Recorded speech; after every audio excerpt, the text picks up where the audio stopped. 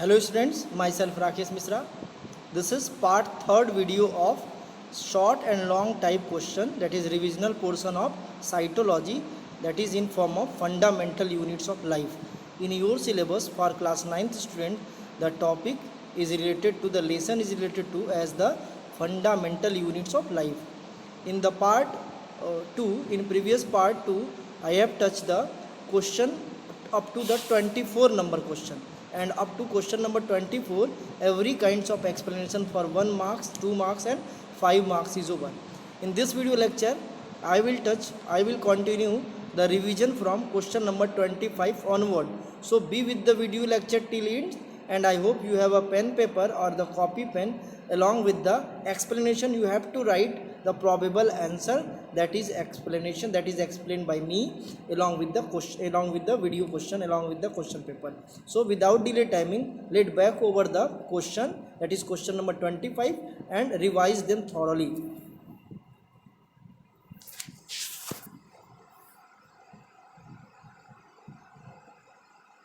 Now the question number 25.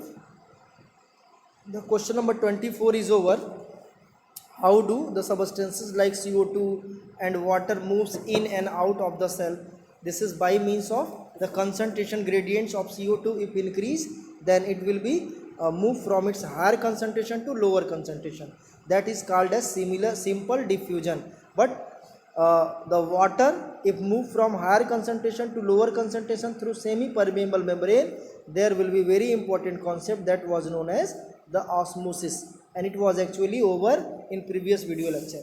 Now in this video lecture I will discuss the question number 25, that is the matter of page number 61 of NCERT. So let us talk about the question number 25. Why the plasma membrane is called selectively permeable? Listen carefully. Plasma membrane is selectively permeable because it allows to enter only the essential substances in cell.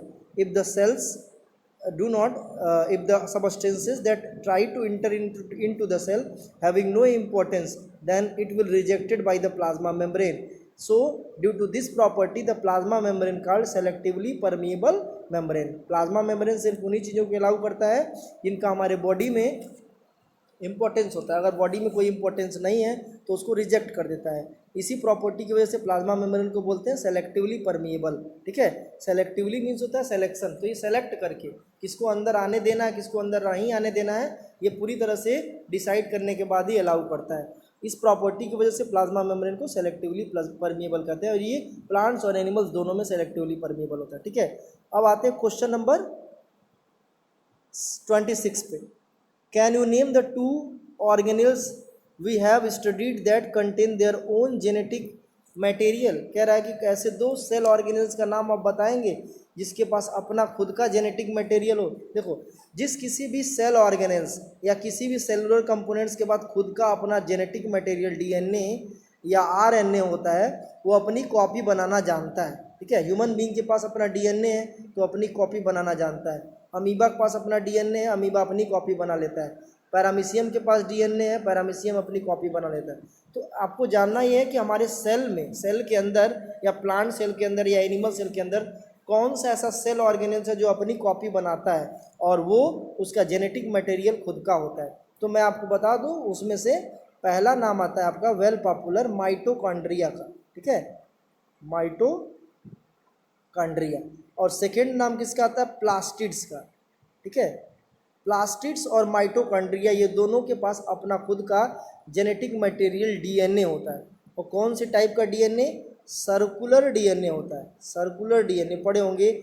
Generally जो DNA होता है वो तुम पढ़े होगे इस तरह से डीएनए. ठीक है, ये डबल हेलिकल डीएनए. लेकिन जो माइटोकॉन्ड्रिया में डीएनए होता है वो इस तरह से होता है, या प्लास्टिड में जो डीएनए होता है वो सर्कुलर होता है. और सर्कुलर डीएनए जैसा भी हो, वो अगर बॉडी के अंदर किसी सेल ऑर्गेनल्स के अंदर है तो उसकी वजह से वो अपनी पूरी बॉडी डिजाइन का इन्फॉर्मेशन, चाहे प्लास्टिड्स हो चाहे माइटोकॉन्ड्रिया हो, अपनी पूरी बॉडी डिजाइन का इन्फॉर्मेशन खुद में स्टोर करके रखते हैं. इस वजह से माइटोकॉन्ड्रिया और प्लास्टिड्स दोनों अपनी कॉपी बनाते हैं सेल के अंदर. ठीक है, ये इंपॉर्टेंट है. कौन से प्लास्टिड्स? क्लोरोप्लास्ट. सभी प्लास्टिड्स नहीं. कौन से प्लास्टिड्स? सिर्फ क्लोरोप्लास्ट. ठीक है, क्लोरोप्लास्ट.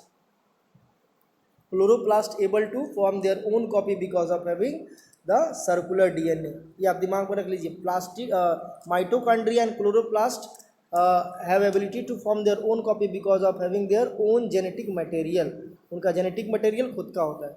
27 पे आते हैं, if the organisation of the cell is destroyed due to some physical or chemical influence what will happen.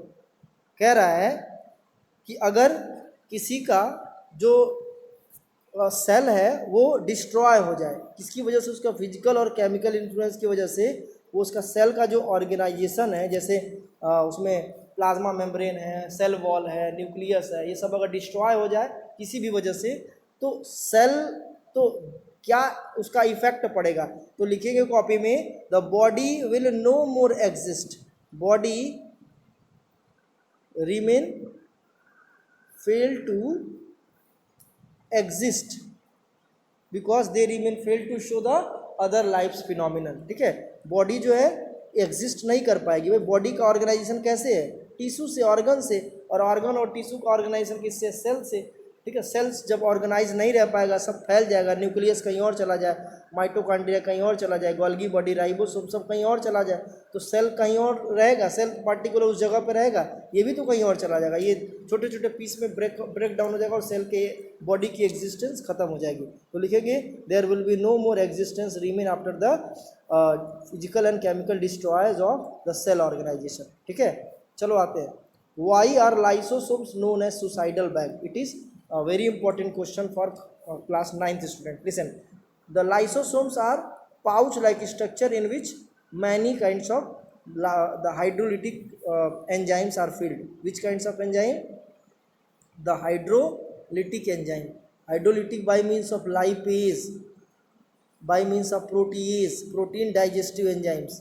ठीक है, so protease, lipase, many kinds of hydrolytic enzymes are actually filled inside the lysosomes.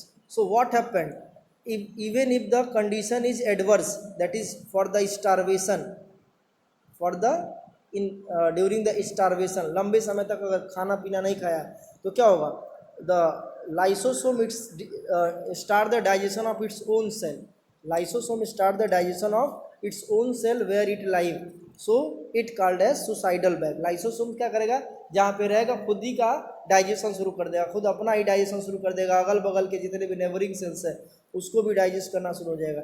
इस property को बोलते हैं autophagy property, यानी खुद को खा जाना। Auto means self and phagy means खाने वाला, तो ये खुद को खा जाने वाली प्रॉपर्टी है। और ये एक्चुअल में इसी वजह से जो ये लाइसोसोम्स है, इसको क्या बोला जाता है, इसको बोला जाता है सुसाइडल बैग्स। क्योंकि सुसाइडल में क्या होता है, सुसाइड मीन्स होता है सेल्फ किलिंग, तो ये सेल्फ को किल कर बैठता है। कब, कंडीशन जब एडवर्स हो, हर समय नहीं, स्टार्वेशन के टाइम जब कंडीशन एडवर्स हो तो ये खुद का ही डाइजेशन शुरू कर देता है।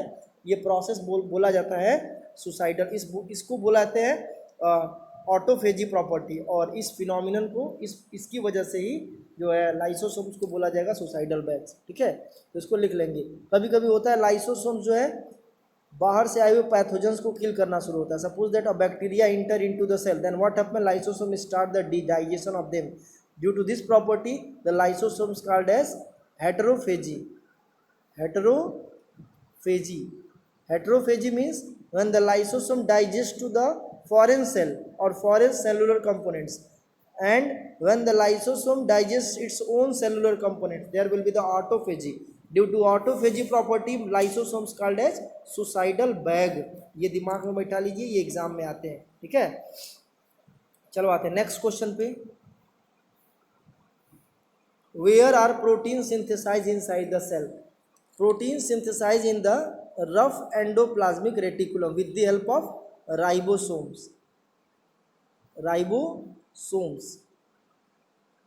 With the help of ribosomes, the rough endoplasmic reticulum synthesize the proteins.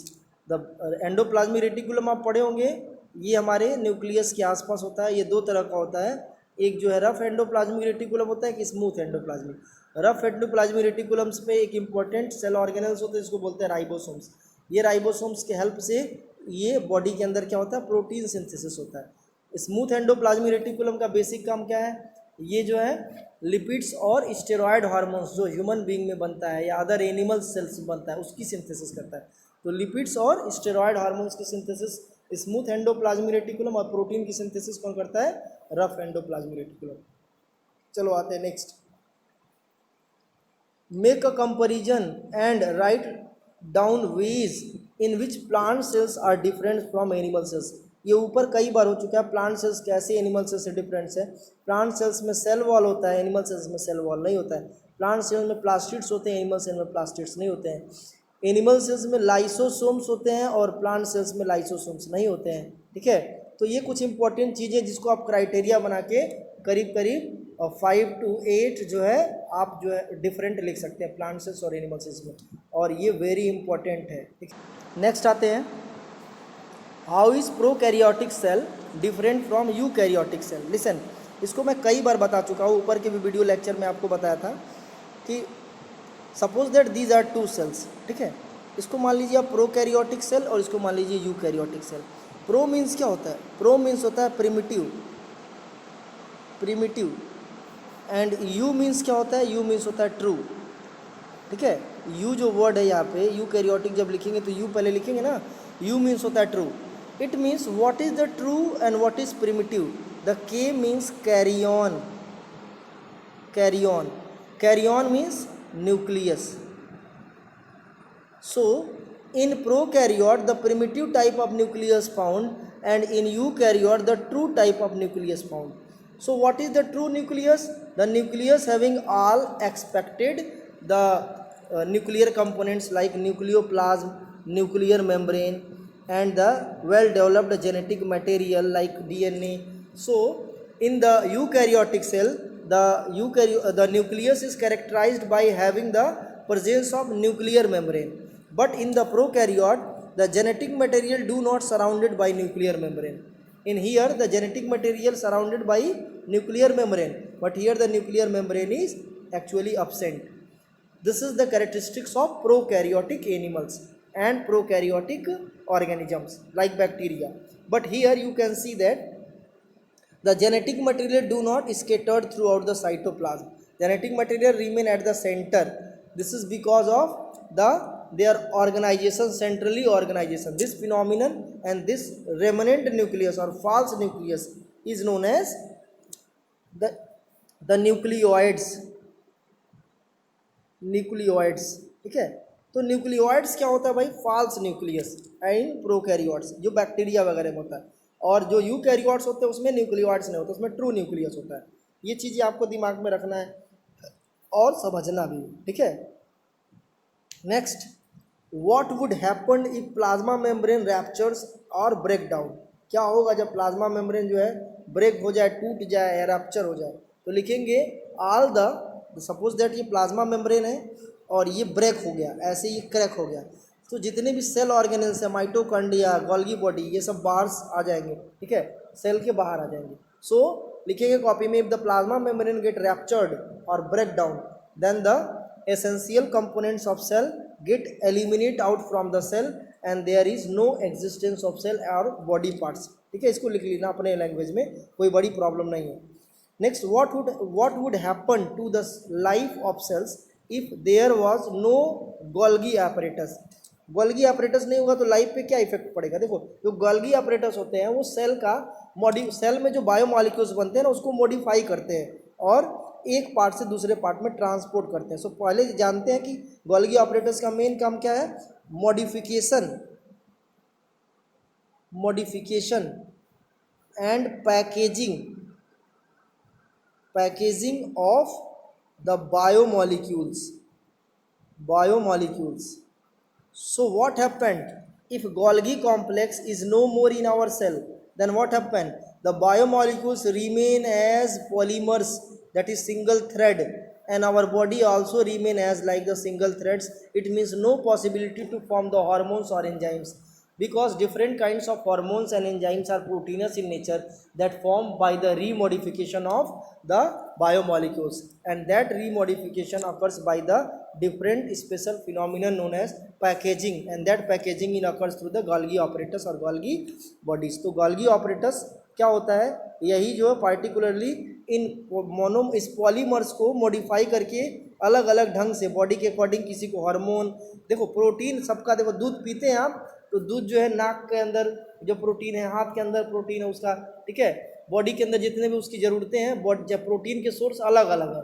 आप मीट खा रहे हैं तो बॉडी, जिससे मीट खा रहे मान लो मछली से आप जो है मछली खा रहे हैं, मछली का प्रोटीन हमारे बॉडी में हमारे अकॉर्डिंग कैसे बनता है, तो पहले मोनोमर में टूटता है, फिर वो पॉलीमर बनता है, और पॉलीमर को हमारे बॉडी के हिसाब से कौन बनाता है, ये बनाता है गोल्गी ऑपरेटस। तो गोल्गी ऑपरेटस जो है पैकेजिंग का काम करता है, उसको छोटे छोटे पैकेट्स बना करके बॉडी को, बॉडी के अकॉर्डिंग बायोमॉलिक्यूल्स को बॉडी में सेंड करता है। ये इंपॉर्टेंट चीज़ें हैं और इसी हिसाब से इसको काम करना रहता है।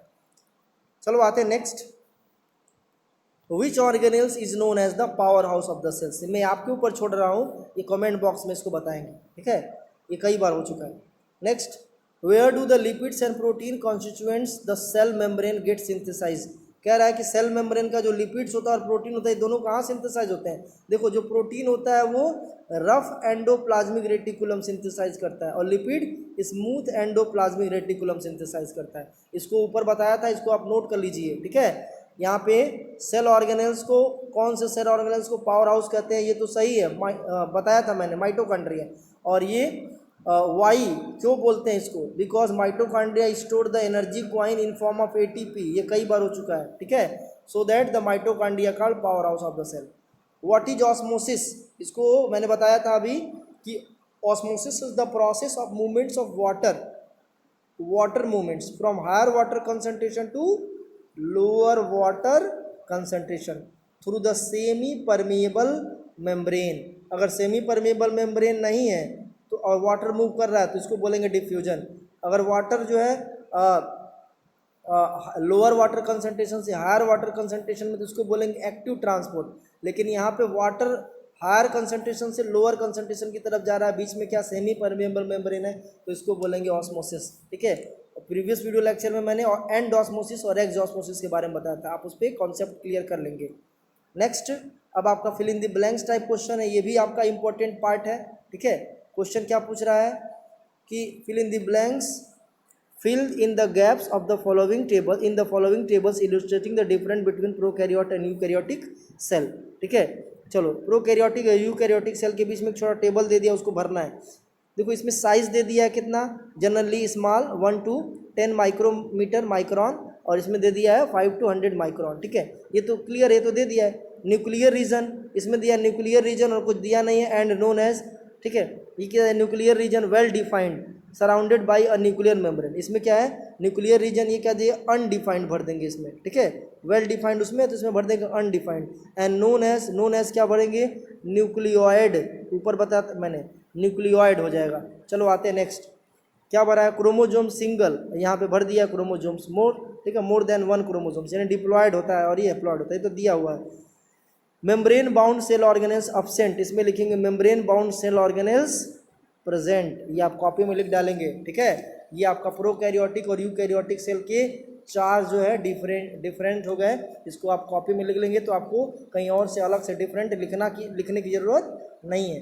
चलो आते हैं नेक्स्ट क्वेश्चन, क्या पूछ रहा है, 38 क्या है, which type of cell division is required for the growth and repair of the body and which type is involve in the formation of gametes. कह रहा है कि कौन से टाइप का सेल डिवीजन जो है ग्रोथ के लिए रिस्पॉन्सिबल है और बॉडी रिपेयर के लिए, और साथ में कौन से टाइप का सेल डिवीजन जो है गैमेट्स बनाने के लिए रिस्पॉन्सिबल। देखो सेल डिवीजन बेसिकली 2 टाइप के होते हैं, कौन कौन, माइटोसिस और कौन, मियोसिस। माइटोसिस में क्या होता है, कोई डिप्लॉयड सेल्स एक बार डिवाइड करके 2 डिप्लॉयड सेल्स बनाता है, नंबर ऑफ क्रोमोजोम्स उसमें सेम रहते हैं, इसमें 2n है, दोनों में 2n होगा। मियोसिस में क्या होगा, कोई डिप्लॉयड सेल्स 2 बार डिवीजन होता है और 4 हैप्लॉयड सेल्स बनाता है और चारों हैप्लॉयड रहते हैं, यानी इसमें नंबर ऑफ क्रोमोजोम्स अगर 10 है तो सब में 5 होंगे, इसमें 100 है, सब में 50 होंगे। और सेम कंडीशन इसका ये है कि इसमें 100 है तो इसमें किसी भी कीमत पे 100 से कम नहीं होंगे, अगर ये 50 है तो सब में 50 क्रोमोजोम्स होंगे। So once again let I revise you, the in mitosis the single diploid cells form 2 diploid cells, the number of chromosomes will as usual, and in the meiosis the single diploid cells form 4 haploid cells or 4 daughter haploid cells, having half number of chromosomes to compare then the parental one. ठीक है, चलो आते हैं next. What are the function of chromoplast? It provide the color to plants. It provide the color to plants, and with the help of color of plants, the plants able to attract the insect and complete their events of pollination. ठीक है, ये pollination provide करता है, ये important है। ये colour provide ना करे तो इंसेक्ट अट्रैक्ट नहीं होंगे और पॉलिनेशन नहीं हो पाएगा। ठीक है, चलो आते हैं नेक्स्ट और last. How will you conduct the experiment of osmosis through resins. Resins का एक्सपेरिमेंट आप कैसे करेंगे? रेजिन्स में होता है किशमिश। ठीक है, उससे ऑस्मोसिस का एक्सपेरिमेंट कैसे करेंगे? आप जो है एक पेट्री डिश या वॉच ग्लास ले लीजिए, उसमें पानी भर दीजिए। ठीक है, सिंपली पानी भर दिया, इसमें क्या डाल दिया? किशमिश डाल दिया। आफ्टर सम टाइम द किशमिश become the raisins become swollen to become blunt. ये किशमिश क्या हो जाएगा? ब्लंट हो जाएगा, मोटा हो जाएगा, because of having and osmosis. जब वाटर अंदर की तरफ मूव करेगा तो एंड ऑस्मोसिस। अब फिर से इसको किस में डालेंगे? फिर से इस ब्लंट किशमिश को, यानी मोटे फूले हुए किशमिश को फिर से इसमें हाई साल्ट सॉल्यूशन में डाल देंगे। हाई साल्ट सॉल्यूशन में जब डालेंगे तो ये फिर से पिचक जाएगा और क्या हो जाएगा? इसका टोटल जितने भी इसके इसमें वाटर भरा हुआ था पहले, वो सब पानी के अंदर आ जाएगा और इसका जो एक्स्ट्रा जो वाटर है वो निकल जाएगा, इस वजह से पिचक जाएगा। तो ये क्या शो करा रहा है? ये एक्सऑस्मोसिस शो करा रहा है, ये एक्सऑस्मोसिस शो करा रहा है। ठीक है, सो आई होप आपको एंड ऑस्मोसिस एक्सऑस्मोसिस दोनों क्लियर हो गया होगा। ठीक है, इन दोनों में अगर कोई प्रॉब्लम हो तो आप लाइव क्लासेस में इसको डिस्कस कर लीजिए। What is exosmosis, what is endosmosis. Exosmosis का एक्सपेरिमेंट मैंने कहा था कि ग्रैप्स लेकर के भी आप कर सकते हैं। Suppose that there is a beaker and over inside the beaker you have to put the grapes and the grapes are filled with the salt solution, high salt solution, that is the hypertonic solution. Then what happen? After some time grapes become shrink because of having the movements of water from grapes to water, and then the all grapes become shrink. This indicates the exosmosis, and the cell shape gets shrink. This is known as the plasmolysis. ठीक है, plasmolysis में क्या होता है? एक्सऑस्मोसिस की वजह से कोई वाटर किसी सेल से निकल के बाहर आ जाए तो उसका प्रोटोप्लास्ट श्रिंकिंग शुरू हो जाता है, यानी कि पिचकना शुरू हो जाता है। तो ये तो इम्पोर्टेंट चीज़ें हैं, ये ख़त्म हो गया। रिवीजन जो साइटोप्लाज्म साइटोलॉजी का है वो सब कुछ ख़त्म हो गया, अब कुछ बचा नहीं है। ठीक है, in next video lecture I will describe you the important concepts and revision of histology. Keep in mind you should write the all important question as well as the concept regarding the cytology, that is the fundamental units of life, and make a perfect notes along with the video lectures part 1, part 2, part 3. This is the part 3 video which consists the question number 25 to 40. In previous video lecture you have learned the question number 1 to 24, that was actually in part 1 and part 2. I think your concept regarding the different 1 marks, 2 marks and 3 marks is over. And in before the 1 marks, 2 marks, 3 marks question, I have also provide you the MCQs based revision. I hope your concept regarding MCQs based revision as well as the 1 marks, 2 marks, 3 marks, it means the short and long type question is over. If you have any doubt regarding the MCQs question, regarding the 1 marks, 2 marks, it means the short and long type question, you make the list of that problems. I will try to explain in the next live classes. Thank you.